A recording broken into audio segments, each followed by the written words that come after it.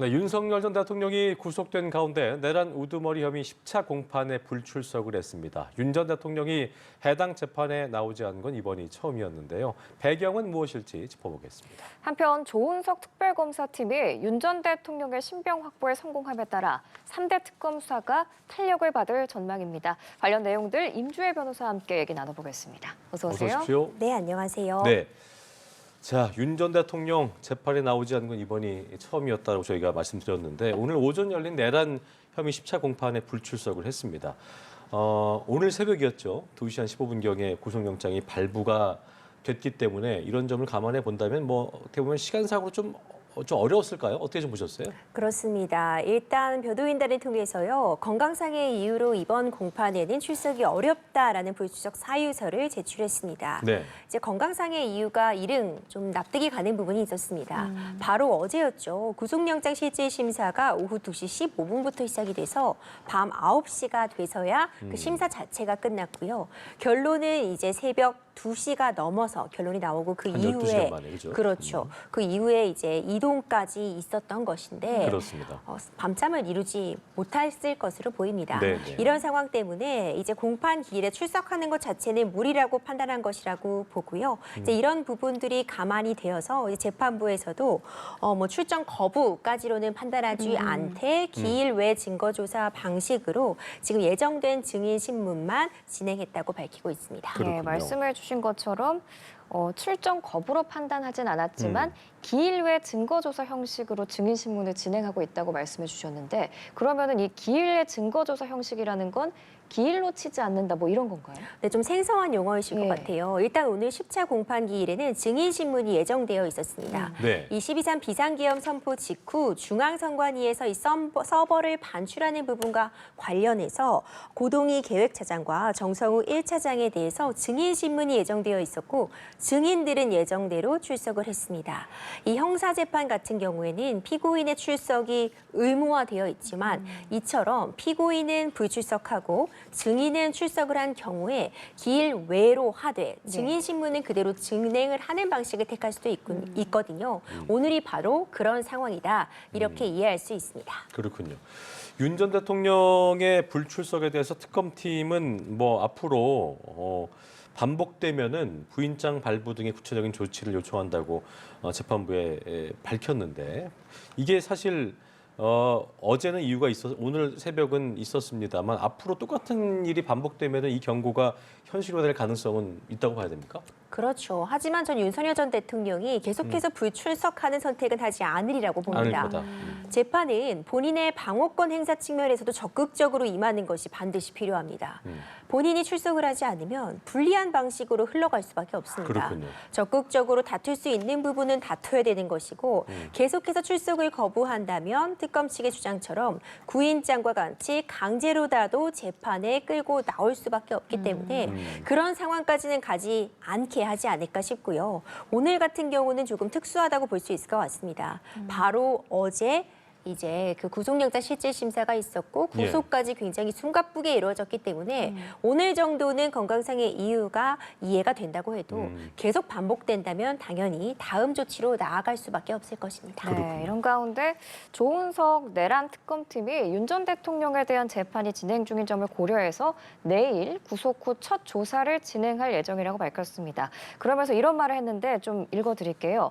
수사 방식은 사회 일반인식에 허용하는 범위 내에서 전직 대통령 신분을 당연히 고려할 것이다. 다만 그 외에는 다른 피의자와 달리하지 않을 것이다. 이렇게 말을 한 건데 어떻게 들으셨나요? 사실 사회 일반 인식이라는 표현은 굉장히 포괄적인 표현입니다. 그러니까요. 사회 통념 내지는 관습 이렇게 치환이 될 수 있는 그런 단어라고 보여지는데 특검 측의 어떤 의사는 명확한 것 같습니다. 그러니까 다른 사람과 다르게 대우하지 않을 것이라는 부분은 명확하게 하고 있는 것 같아요. 다만 이전에 어떤 이 공수처의 영장에 의한 구속이 됐을 때를 생각해 보면 그 당시에는 탄핵 심판이 진행 중이었기 때문에 대통령직은 정지되어 있었지만 현직 대통령 신분이었고요. 이번 같은 경우에는 이제 전직 대통령 신분입니다. 이 구치소에서의 경호 문제라던가 이런 부분이 완전히 달라지고 있습니다. 지난번에 있었던 구속 당시에는 경호처에서 간접 경호를 했지만 이제 지금 새로이 이 구속 상태에서는 이 교정 당국이 경호 업무를 아예 맡게 되어 있기 때문에 네. 신분상의 차이도 있거니와 어떤 대우에 있어서 일부 차이는 존재할 수 있다고 봅니다.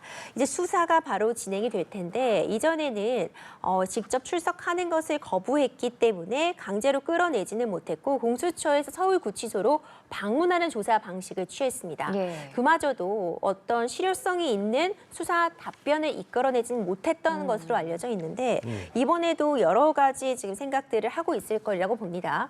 기본적으로 이제 출석하는 방식을 택하되 계속해서 뭐 거부한다거나 조사에 대해서 협조적이지 않을 때는 뭐 방문 조사 방식 이런 부분들도 논의는 될 수 있겠지만 이 특검에 굉장히 단호하고 다른 사람들과 다르게 대우하진 않을 것이라는 부분을 계속 강조하고 있기 때문에 향후 수사가 어떤 방식으로 진행될지도 조금 더 지켜볼 필요성 있어 보입니다. 그렇군요. 특검팀이 오늘 새벽에 오전 3시경이었습니다. 윤석열 전 대통령에 대한 법원이 발부한 구속영장을 집행을 했고 이에 대해서 배우자인 김건희 여사에게도 사실을 알렸다고 밝혔는데 보통 이 구속 사실 같은 거는 우편으로 통지하는 겁니까? 어떻게 하는 겁니까? 실제로도요. 구속영장 실질 심사를 받으러 들어갈 때 경우에 따라서는 피의자들이 크게 걱정을 하지 않고 들어가는 경우도 있습니다. 그러니까 설마 구속이 되겠어 안될 하는 줄 마음으로 변호인과 함께 구속영장 실질 심사를 받으러 갔다가 경우에 따라서는 차량도 갖고 와서 그 차량이 다시 집으로 돌아가지 못하고 버려지는 그런 상황도 계속 있거든요. 주차장에 방치가 되는 그렇죠. 그러니까 구속영장 실질 심사가 끝나고 나서 대기를 하다가 구속이 돼버리고 나면은 이를 다른 사람들에게 알릴 방법도 없습니다. 그래서 보통 변호인단도 이제 구속영장 실질심사 받으러 들어갈 때 어느 정도 구속의 가능성이 있다면 주변을 정리하고 알릴 부분은 알리고 가족들에게도 연락을 꼭 취해야 된다고 미리 사전에 고지하기도 하거든요. 지금 구속이 되었기 때문에 가족들에게 이와 관련된 사실을 당연히 알려야 하는 것이고 우편을 통해서 이와 같은 방식으로 통지를 하게 됩니다. 자, 이제 윤 전 대통령이 구속영장 발부 직후에 곧바로 그 서울구치소 수용동으로 옮긴 걸로 전해졌는데 뭐 입소 과정도 일반 피의자랑 똑같이 진행이 되는 건가요? 그렇죠. 같은 방식을 거친다고 볼 수 있습니다. 기본적으로 뭐 신체 검사 같은 부분들도 진행되게 되고 수용 번호를 부여받고 우리가 흔히 얘기하는 그 번호와 함께 머그샷을 예. 또 촬영하게 됩니다. 이후에는 이제 아마도 독방에 배정되게 될 것이다 이야기가 나오고 있었죠. 어떤 전직 대통령의 예우 차원에서라도 일단 독거실에 수용될 것이다라는 부분들이 지금 전해지고 있고요. 한 3평 정도 남짓한 이 방 안에서 윤석열 전 대통령이 생활을 하게 되고 하루에 1시간 정도만 이제 운동하는 것이 허용되는 그런 상황입니다. 그렇군요. 자, 이게 입소 절차를 마치는 대로 과거에 이제 박근혜, 이명박 전 대통령과 같이 3평 남짓한 독방에 수용될 걸로 예상이 되고 있는데 윤석열 전 대통령이 머물 이 독방 구조를 좀 보니까 뭐 TV, 침구류, 뭐 관물대, 싱크대 등은 있지만 뭐 냉장고나 에어컨은 없는 걸로 파악됐더라고요. 그렇죠. 이제 독방 구조를 좀 살펴보면 이제 잠을 잘 수 있는 침구류가 마련이 되어 있고 예. 이제 책상 겸 이제 밥상으로도 쓰여지는 작은 테이블이 놓여져 있습니다. 화장실이 한 켠에 마련되어 있고 짐들을 보관할 수 있는 이 관물대 같은 부분들이 마련이 되어 있는데 실내에 에어컨이 있는 것은 아닙니다.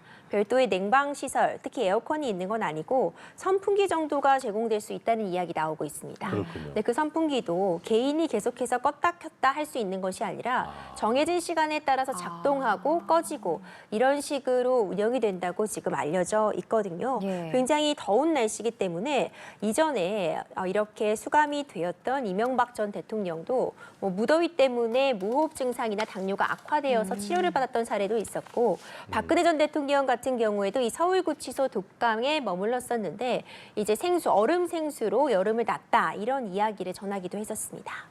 그렇군요.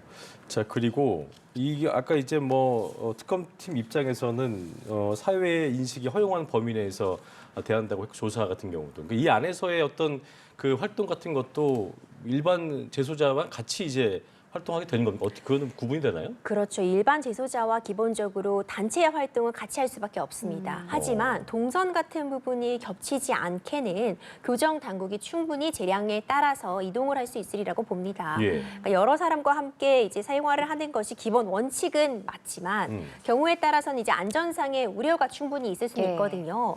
이것은 이제는 교정 당국의 판단, 이 해당 이 서울구치소의 판단에 따라서 동선 같은 부분은 일반 재소자와 겹치지 않도록 좀 배려를 하지 않을까 그런 부분은 예측이 되고 있습니다. 그럼 그 그렇군요. 부분은 다른 전직 대통령들이 수감됐을 때도 동등하게 이루어졌던 부분인가요? 그렇죠. 뭐 별도로 윤석열 전 대통령에게만 특혜를 주는 일은 지금 현 상태로는 없을 것 같고요. 예. 전직 대통령이 이제 수감이 하게 되면은 그러니까 다른 재소자에게도 경우에 따라서는 피해가 갈 수 있는 부분이 있거든요. 안전이 최우선입니다. 이제 서울구치소 역시도 다수의 이 재소자들이 있는 공간이기 때문에 예. 질서 유지 차원에서의 어느 정도의 그런 분리라던가 어떤 조치들은 있을 수 있습니다. 예. 이 구속 기간 중에 이제 호송차 타고 올 때는 예전 같은 경우는 이제 그 차 구치소 밖으로 나오게 되면 기존 경호가 붙었었는데 이제는 그건 없는 거죠. 그렇죠. 그렇기 때문에 어제도 구치소로 이감이 되는 상황에서 생각보다 시간이 좀 걸렸습니다. 별도의 교통 통제 같은 부분이 있지 않았거든요. 그랬군요. 그러니까 이전에는 이제 호송 차량을 이용하지 않았는데 지금부터는 호송 차량을 이용하게 되는 것도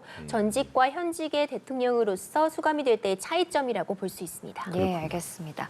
이제 내란 특검이 윤 전 대통령을 구속함으로써 향후 수사에도 좀 탄력이 붙을 전망인데 특히 외환 혐의 이걸 다지는 데 집중하지 않겠냐 이런 전망이 나오고 있어요. 그럼 외환 혐의가 구체적으로 어떤 건지 한번 짚어보도록 하겠습니다. 지금 문제가 되고 있는 이 외환 혐의 같은 경우에는요. 윤석열 전 대통령이 고의로 북한의 무인기 같은 부분들을 보내서 어떤 도발을 먼저 유도를 하고 그에 따라 북한의 대응을 유도함으로써 12.3 비상계엄 선포의 목적의 정당성을 취하려 했다. 예. 지금 이런 의혹이 제기되고 있는 것입니다. 하지만 이 외환죄라는 것이 굉장히 중한 죄로 다스려지게 되는데 입증이 쉽지만은 않습니다. 북한과 어느 정도 이런 사정들을 통모해서 일종의 약속 대련처럼 너가 나를 공격해주면 내가 이제 이를 이용하겠다라는 취지잖아요. 중하게 다루어지는 범죄가 맞는데 입증이 쉽지는 않아 보여서 그러니까요. 이번에 구속영장을 청구할 때 외환죄가 빠진 부분도 조금 더 수사할 부분이 남아있기 때문에 일단 다른 죄명부터 구속영장을 포함한 것에 대한 이야기도 나왔습니다. 하지만 이미 관련된 어떤 참고인들의 진술도 확보하고 있고 지금 특검 측에서 외환죄에 대해서도 굉장히 신속하고 광범위하게 수사가 이루어지고 있는 점을 본다면 이제 구속 상태에서도 외환죄에 대한 추가 입증에 굉장히 총력을 다할 것이라는 예측도 충분히 가능해 보입니다. 그 부분을 여쭤보려고 했었는데 혐의 입증하려면 아까 말씀하신 것처럼 북한과의 내통 같은 정황이 확보돼야 될 텐데 현실적으로 이게 가능할까요? 쉽지 않아 보입니다. 뭐 북한과 내통하였다 이런 부분들이 실제로 있다고 가정을 하더라도요. 그걸 뭐 문서로 남긴다거나 그러니까요. 아니면 통화 내용이 녹음되게 한다거나 많은 사람들이 들을 수 있는 자리에서 이런 이야기를 한다거나라는 것이 좀 예측이 어려운 부분이 있죠. 그렇죠. 근데 입증이 쉽지만은 않는데 만약 이런 사실관계가 확인이 되고 특히 특검 측이 굉장히 수사력을 동원을 해서 일부라도 증거가 확인된다면 이건 정말 큰 문제입니다. 관련된 수사가 진행이 되겠지만 입증이 쉽지는 않은 범죄 유형이다 이렇게 네. 평가가 됩니다. 알겠습니다. 자, 그리고 이번 구속영장 청구서를 보면 사후 계엄령 선포문 그 작성 및 폐기 혐의도 포함이 돼 있는데 여기에 이제 한덕수 전 총리를 비롯한 국무위원들도 공범으로 적시가 돼 있습니다. 그렇다면 이들에 대한 수사도 본격화된다 이렇게 봐야겠습니까? 그렇죠. 한덕수 전 총리에 대한 수사도 본격화될 가능성 매우 높아 보입니다. 이번에 특검 조사에서 이 사후 계엄 선포문이 굉장히 화두로 떠올랐습니다. 그러니까 비상계엄 선포와 같은 어떤 굉장히 중대한 일은 문서로 행해져야 되는데 이 비상계엄을 선포할 당시에는 이런 걸 만들어두지 않았다가 그러니까 사후에 허위로 만들었다는 그런 부분이 문제가 되고 또 이 허위로 만들어진 문서에 한덕수 전 총리가 서명을 했다가 이후에 다시 이 서명을 폐기해 줄 것을 요청했다. 이런 부분들이 지금 쟁점이 되고 있는데 그렇다면 허위 공문서 작성 및 어떤 국가의 중요한 문서에 대한 폐기죄와 관련된 혐의가 적용이 될 수 있어 보입니다. 그렇기 때문에 특검 측에서도 조사도 한덕수 전 총리에 대한 소환 조사를 통해서 굉장히 심도 있는 이미 조사를 거치기도 했거든요. 지금 이와 관련된 혐의에 대해서 윤석열 전 대통령의 구속영장 청구서에 한덕수 전 총리를 공범으로 좀 이제 적시를 하고 있는 부분이 있어서 추가적으로 조사라던가 증거를 확보한 이후에 별도로 기소를 할 가능성도 점쳐지고 있습니다. 그렇다면 수사 과정에서 그 사후에 이런 게 있었던 거에 대한 정황에 대한 어떤 발언이나 진술이 나와야 되는 부분인 거네요. 그렇죠. 이제 특검 측에서는 근데 이와 관련된 부분에 입증에 좀 자신을 하고 있는 것으로 그래요? 보입니다. 관련해서 당시 이 12.3 비상계엄 선포 과정에서 이 국무위원들의 소집 해제와 관련해서 대통령실 CCTV 같은 부분들이 확보가 되었고요. 그렇다면 실제 국무위원들이 어떠한 정도로 참여를 했는지가 확인이 되고 있고 강희구 전 부속실장 같은 경우에도 관련된 진술을 하고 있기 때문에 특검 측도 이런 부분들에 대한 입증에 지금 총력을 기울이고 있습니다. 그렇군요. 한덕수 전 총리뿐만 아니라 언론사 단전단수 지시 의혹을 받는 이상민 전 행안부 장관, 그리고 계엄 후에 회동 의혹을 받는 박성재 전 법무부 장관 등도 수사 선상에 오를 전망인데 지금 윤 전 대통령이 구속된 상황이잖아요. 그러니까 이들의 진술에도 좀 변화가 생길 가능성도 있을까요? 사실 진술이라는 건 변화될 가능성은 언제나 있습니다. 그렇습니까? 그러니까 기억에 의존하기 때문에 진술이 일부 변하는 과정도 있고 재판이 진행되게 따라서 처음에는 좀 소극적으로 임하다가 재판이 진행되고 수사가 진행될수록 적극적으로 임하는 경우도 있고. 그러니까 뭐 사실은 말이죠 하면서 이제 얘기가 나온다는 얘기죠. 그렇죠. 이거는 좀 달라질 수 있는 부분은 있는데 그렇군요. 수사기관이 이를 모르는 것이 아닙니다. 단순히 진술이 계속 변한다고 해서 신빙성을 낮게 본다거나 진술이 변화하고 있으니까 지금 가장 나중에 한 진술이 진실이다라고 판단하는 것이 아니라 다른 사람들의 진술 그리고 지금 제시되고 있는 물증들과 어떤 진술이 더 일치하는지를 보게 됩니다. 그러니까 기존 진술이 있었고 좀 변경된 진술이 있을 때 어느 것이 더 실체에 부합할 수 있도록 다른 보강하는 증거가 있는지들도 살펴보기 때문에 계속해서 이 박성재 전 법무부 장관이나 이상민 전 행안부 장관에 대한 수사는 이어질 수밖에 없어 보이고요. 일부 진술의 변화가 이끌어낸다면 특검 측은 또 이를 노리고 좀 더 강력하게 수사에 나아갈 것이다. 충분히 예측이 됩니다. 그렇군요. 자, 그리고 윤 전 대통령이 구속이 되면서 김건희 여사와 순직 해병 관련 특검 수사에도 불이 붙는 분위기인데 특히 윤석열 전 대통령이 이른바 그 VIP 경로설의 당사자잖아요. 그러니까 대면 조사가 뭐 불가피하다고 좀 봐야 되는 건지. 그렇죠. 지금 3대 특검이 동시에 돌아가고 있습니다. 예. 초유의 사태라고 보여지는데 이 3대 특검의 이 공통점이라고 한다면 윤 전 대통령 부부에 대한 소환이 필수적으로 필요하다 이렇게 주장을 하고 있다는 점입니다. 이 최상병 특검 같은 경우에도 결국 그 문제가 된 시발점이 최상병의 순직 과정을 조사하는 과정에서 윤석열 전 대통령이 수사 결과를 듣고 이 VIP가 경로를 해서 그 이후에 수사에 어떤 외압이 작용했다라는 부분을 의혹을 규명하기 위한 특검입니다. 그렇다면 실제로 VIP 경로설의 주체라고 볼 수 있는 윤석열 전 대통령이 어떤 경로를 한 바가 있는지 그런 경로를 들은 당사자가 이걸 어떤 식으로 지휘 관계에 따라 전달을 했는지를 확인하는 작업이 반드시 필요해 보이고요. 그렇다면은 윤석열 전 대통령에 대한 소환 조사도 추후에 진행될 수밖에 없어 보입니다. 네, 뭐 이렇게 세 개 특검이 뭐 나누어져 있긴 하지만 그 주체는 같거든요. 그 김건희 특검팀의 공천 개입 의혹의 정점도 윤 전 대통령 부부입니다. 최근에 윤상현 의원의 압수수색 영장에도 윤 전 대통령 부부가 등장한다고 하는데 여기서는 좀 어떤 의미로 풀어볼 수 있을까요? 결국 윤상현 의원 같은 경우에도 그러니까 윤석열 전 대통령의 공천 개입 의혹과 관련해서 윤상현 전 의원이 이제 공천을 관리하는 그런 역할을 했을 때 이와 관련해서 윤석열 전 대통령이 윤상현 의원에게 직접 전화를 걸어서 누구를 좀 공천을 해줘라라고 내가 말을 했다라고 명태균 씨와의 통화 내용 같은 게 좀 공개가 되면서 또 화두로 떠오르고 있거든요. 결국 이 윤상현 전 의원에 대한 압수수색 과정에서도 윤석열 전 대통령 부부가 정치자금법 위반이나 뇌물수수와 관련된 부분으로 계속 거론이 되고 있습니다. 이 김건희 특검 같은 경우에도 결국 최종적으로 윤석열 전 대통령 부부에 대해서 소환 조사가 불가피하지 않을까 생각이 되고 지금 윤상현 의원에 대한 압수수색 수색이 단행이 되었고 지금 휴대폰의 행방을 쫓고 있습니다. 여러 공간들에 대해서 지금 동시다발적으로 압수수색이 이루어지고 있기 때문에 수사 결과 어떤 유의미한 자료가 드러나게 된다면 공천 개입 의혹을 규명하는 데 특검 측이 좀 더 속도를 내리라고 봅니다. 그렇군요. 자, 그리고 김건희 특검팀이 김상민 전 검사도 수사선상에 올렸습니다. 일각에서는 이제 공천 개입 의혹의 핵심 인물로 지목이 되고 있기도 한데 이 인물이 수사의 키맨이 되는 이유가 있을 것 같아요. 어떤 배경인지 좀 짚어볼까요? 사실 김상민 전 검사는 공천에 도전을 할 때 현직 검사 신분으로 도전을 해서 당시에 굉장히 화제가 되었죠. 근데 지금 이 김건희 특검에서 키맨으로 작용할 수 있다는 이야기 나오고 있습니다. 예. 이 김상민 검사가 지금 받고 있는 그 의혹이 김건희 여사가 이 김상민 검사에게 공천을 주기 위해서 힘을 썼다는 겁니다.